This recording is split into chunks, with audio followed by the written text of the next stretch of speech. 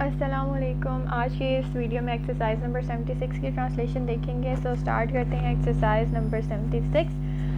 ایک زمانہ تھا جب جاپان میں بھی ہماری طرح سے مشترکہ خاندانی نظام تھا، جہاں دادا دادی اور دوسرے رشتہ دار مل جل کر رہتے تھے، ایک دوسرے پر مکمل اعتماد اور محبت کی فضا میں بچوں کی پرورش کرتے تھے، جس کی وجہ سے بچوں کو خود اعتمادی تو پیدا ہوتی ہی تھی، ان کا ذہن بھی ہمیشہ مثبت انداز میں سوچتا تھا.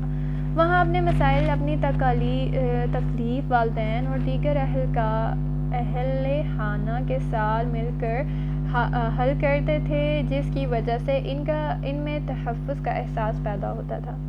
لیکن جیسے جیسے ملک ترقی کرتا گیا، لوگوں کے پاس وقت کم ہوتا گیا، مغربی اقدار نے اپنے پنجے گاڑنے شروع کر دیے اور معاشرہ متاثر ہونے لگا. اس کی ٹرانسلیشن دیکھتے ہیں. Once there was a time when there was joint family system in Japan.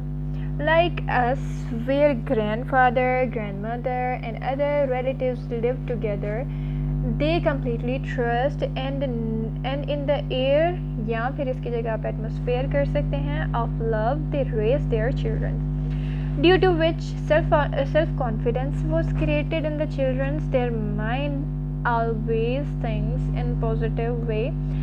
There are problems یا پھر issues sort out with the help of parents and other family members together, which created them the sense of security. But as the country made progress, the people ran out of time. Western culture started to develop there and society affected by this.